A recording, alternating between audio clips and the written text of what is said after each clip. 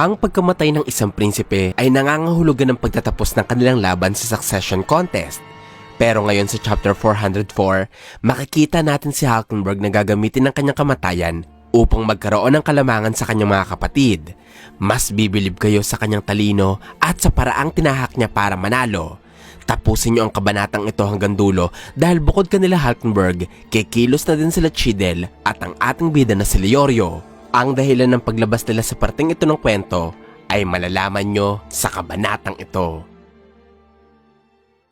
Nagumpisa ang chapter 404 kung saan natapos ang chapter 403. Makikita natin si Kurapika sa silid ng ikatlong prinsipe sapagkat tinutulungan ng ating bida si Zhang Lei na malaman kung ano ang lihim ng mga barya na nakukuha nito mula sa kanyang Guardian Spirit Beast. Sinabi ni Kurapika na gusto niyang malaman kung may pagkakaiba ba ang disenyo ng mga baryang itinatago ng prinsipe at ang mga baryang ibinibigay nito sa ibang tao. Sinagot ni Tentory ang katanungan sa pagkasabi kay Zhang Lei na magkaiba nga ito sapagkat ang markang nasa baryang tinanggap niya ay iba sa mga baryang nasa lamesa ng prinsipe. Makikita dito mga idol na ang kay Tentory ay merong mukha ni Zhang Lei samantalang ang baryang tinago ng prinsipe ay merong mukha ng kanyang Guardian Spirit Beast. Nakiusap si Kurapika kay Zhang Lei na kung maaari bang ibahagi nito ang mga barya sa kanyang tauhan at gwardya. Sumagot ang prinsipe sa pagkasabi na oo at ibibigay niya ang baryang may number 10 kay Kurapika. Nabigla dito ang Hunter, pati na rin si Reyna Obito, si Tentory at ang sundalong si Kovintoba na nasa parehong silid. Pinaliwanag ni Zhang Lei na ang pagbibigay niya kay Kurapika ng barya ay magpapaalam sa kanila kung anong nangyayari kapag may nakatanggap ng number 10 at kung magbabago ba ang markang nasa barya. Medyo delikado itong ginawa ni Kurapika mga idol dahil posible na ang pagtanggap ng pabor o pagtupad sa kahilingan ng isang NEN-user ay pwedeng maglagay sa kahit na sino sa epekto ng abilidad ng mga ito. Ganun pa man, tinanggap ni Kurapika ang baryang ibinigay sa kanya ni Zhang Lei sapagkat ayaw niyang pagdudahan ng prinsipe ang kanilang katapatan dito. Bukod doon, naisip din ni Kurapika na ang NEN na nasa loob ng mga barya ay hindi sapat upang makontrol siya. Matapos tanggapin mula sa prinsipe, nakita nga ni Kurapika ang pagbabago ng barya. Mula sa number 10, naging number 1 ito at mula sa mukha ng Guardian Spirit Beast, naging mukha ni Zhang Lei ang markang nakaukit sa barya. Kaya sa tingin ni Kurapika, nagbabago ang disenyo nito sa oras na nagbabago din ang nagmamay-ari. Sunod na sinubukan ng ating bida na ibalik kay Zhang Lei ang barya. Naging dahilan para bumalik sa dati ang marka ng Guardian Spirit Beast na naka-imprenta dito. Pero ang pagkakaiba ay hindi bumalik sa number 10 ang nakasulat sa barya at nanatili ang numero sa 1. Kaya sinabi ni Kurapika na sa tingin niya ay alam na niya kung ano ang kakayahang meron ng Guardian Spirit Beast ni Zhang Lei. Dito natin talaga makikita kung gaano katalino si Kurapika mga idol. Ang galing niyang ito sa pagkilatis ng mga kondisyon ang pinakamalaking kalamangan niya sa succession contest. Lalo na ngayong naglalabasan na ang abilidad ng mga prinsipe at ng mga NEN-beast nila. Tinanong ni Zhang Lei kung ano ang tingin ni Kurapika sa abilidad ng Guardian Spirit Beast. Sinabi ng Hunter kung sigurado ba ang prinsipe sa kagustuhan nitong sabihin ng lihim ng kanyang NEN-beast ngayon. Tinatanong ito ni Kurapika mga idol kasi kasama nga nila ang mga tsismosong sundalo ni Benjamin. Sumugot si Zhang Lei sa pagkasabi na ayos lamang ito sapagkat naniniwala siya na ang abilidad ng kanyang Guardian Spirit Beast ay hindi direktang banta sa buhay ng unang prinsipe. Dulot nito, pinaliwanag ni Kurapika ang maaaring kakayahan ng Guardian Spirit Beast ng ikatlong prinsipe. Ayon sa Hunter, naniniwala siya na ang NEN-beast ay nagtatagli ng accumulation type NEN ability at meron itong kondisyon na itago o ipunin ng barya sa loob ng matagal na panahon. Bilang kapalit, pagkakalooban ng NEN-beast ni Zhang Lei ng malakas na kapangyarihan sa takdang panahon ang mga taong nagtatago ng barya.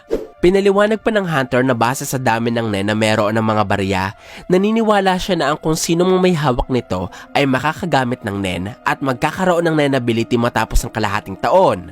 Bukod dito, sinabi din ng Hunter na ang mga NEN user na merong accumulation type NEN abilities ay kadalasang marunong maghintay at maingat sa pagpaplano. Mga katangiang, meron si Zhang Lei. Pinapaliwanag ito ni Kurapika sa paraan na mukhang sinasabi niya lahat ng kanyang nalalaman.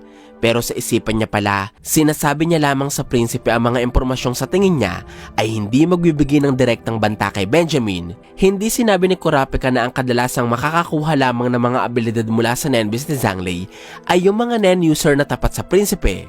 at hindi ang mga kagaya ni Koventoba na naglilingkod sa ibang tao.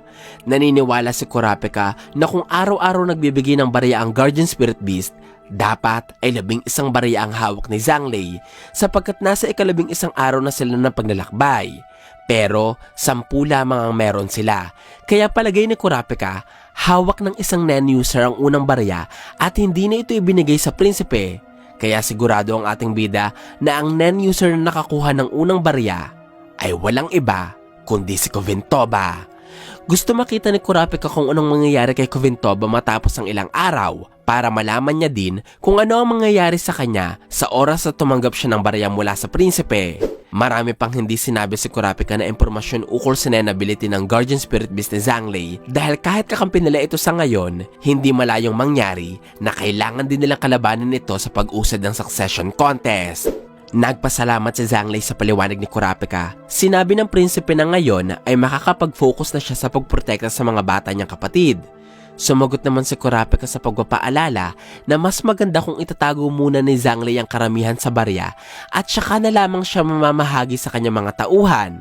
Sumang-ayon si Zhonglei pero sinabi nito na gusto niya pa ding bigyan si Kurapika ng isang barya. Ipinagpasalamat ng hunter ang kabutihan ni Zhonglei. Aalis na sana sila Kurapika sa silid ng ikatlong prinsipe pero bago ito, kanyang inisip kung alin nga ba ang mas ligtas. Ang manatili sa silid ng ikatlong prinsipe na si Zhonglei o ang bumalik sa sarili nilang silid kung saan umaatake ang Nen user na gumagamit ng ahas at kung saan mananatili ang mga guardian ng iba't ibang prinsipe. Sinabi ni Kurapika na ang dalawang pinagpipiliang ito ay parehong naglalagay sa kanila ng panganib. Lumipat ang eksena kung saan makikita natin ang dalawang importanteng karakter na matagal na nating hindi nakikita.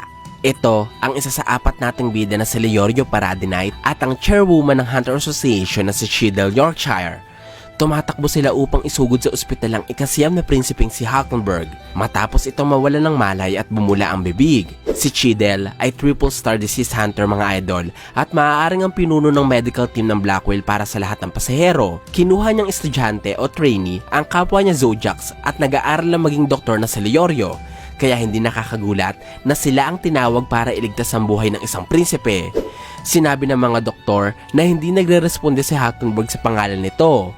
Sinagot sila ng chairwoman sa pagkasabi na maaaring meron itong tinamong pinsala matapos mawala ng malay. Kaya inutusan niyang i-CT scan ng prinsipe at kuhaan ito ng dugo para ipadala kay Jel.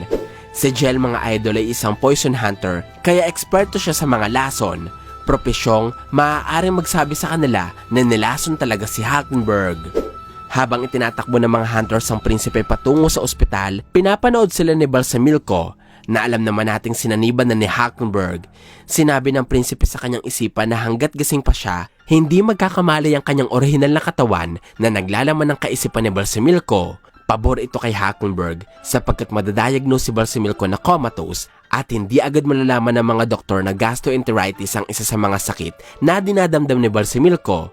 Bukod dito, hindi din ma-autopsy ang katawan ni Hulkenberg sapagkat kailangan pang humingi ng mga doktor ng permiso sa ina ng prinsipe sa oras na siya'y mamatay.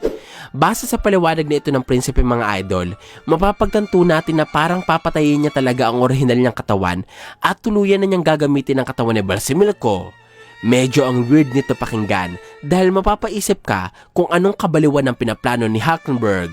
Tinawagan ng ikasiyam na prinsipe na nasa katawan ni Balsamilko si Benjamin.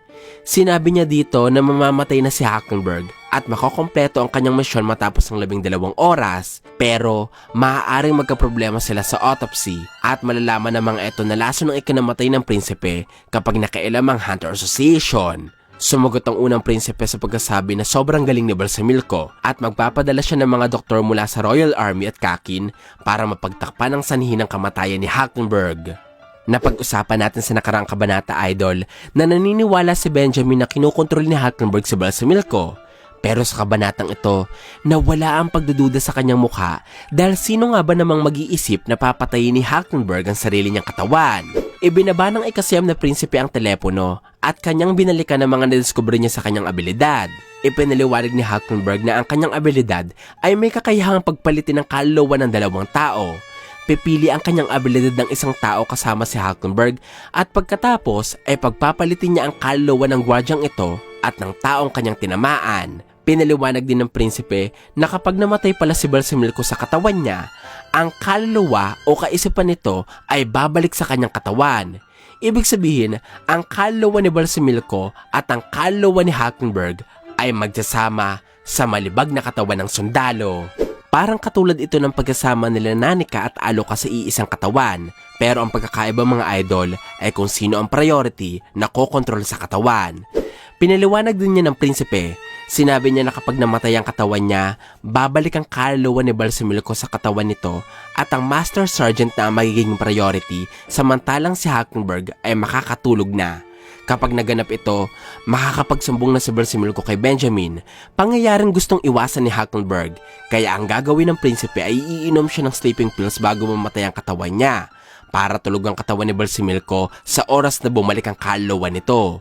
Hindi alam ni Hulkenberg kung kailan magigising si Balsamilko para kontrolin ng katawan, pero sa tingin niya ay magagamit niya pa ang katawan sa loob ng 10 oras habang tulog ang kaluluwa ng Master Sergeant. Sa loob ng 10 oras, tatapusin na ni Hulkenberg ang susunod niyang plano upang manalo sa succession contest. Sa tingin ko, plano na ni Hulkenberg na paslangin ang kanyang mga kapatid. Nasabi ko ito sapagkat sinabi din ni Hulkenberg sa kabanatang ito ang kanyang paniniwala na ang kamatayan ng bawat isa niyang kapatid ang susi para manalo sa succession contest. Nagpaparating sa atin na handa na siyang pumaslang ng ibang prinsipe para maging hari. Dumating na ang mga doktor na ipinadala ni Benjamin at inagaw ng mga ito mula kanila Chidel at Leorio ang pangangalaga kay Hulkenberg.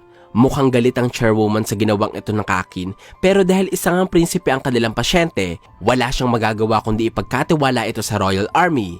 Tiningnan ng mga doktor na pinadala ni Benjamin ang naghihingalong si Hulkenberg at hindi na ipinakita kung anong ginawa ng mga ito.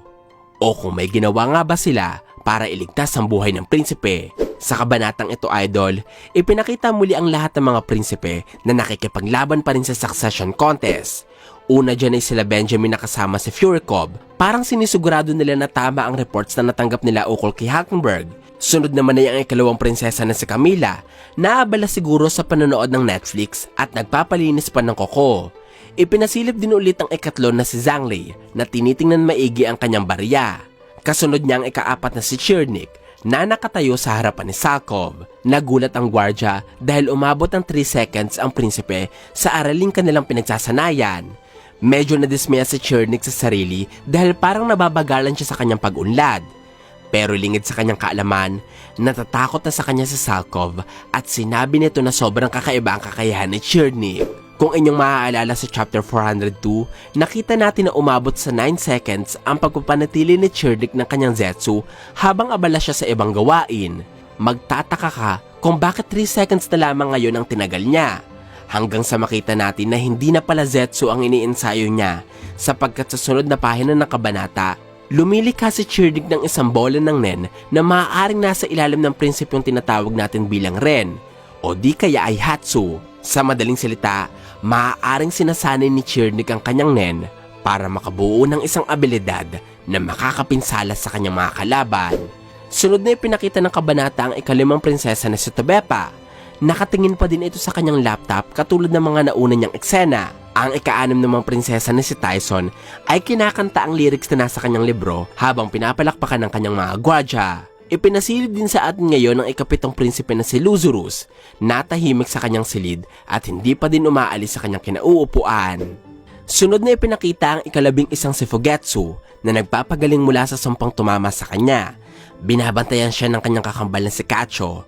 At matapos ang halos 20 kabanata, nasilip muli natin si Mariam, kasama si Biscuit na mukhang fresh ngayon dahil ligtas silang pinoprotektahan ng abilidad ng Guardian Spirit Beast ng ika-13 prinsipe.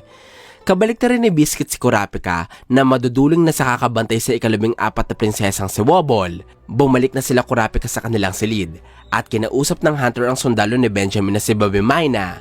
Sinabi ng hunter na bukas, araw ng Webes, magaganap ang second batch ng training ng mga gwardya ng prinsipe at sa pagkakataong ito, dadalo ang isa sa mga gwardya ng ika-2 prinsesa na si Camilla. Tinanong ni Kurapika kung sila Furycov at Baby Maina pa rin ba ang dadalo bilang representante ng ika-1 prinsipe. Sumagot si Baby Maina ng oo. Napaisip ang sundalo sa sinabi ni Kurapika na dadalo ang isa sa mga tauhan ng ikalawang prinsesa sapagkat narinig niya na ang grupo ay gumagamit ng kakaibang kakayahan sa tulong ng mga have-nots.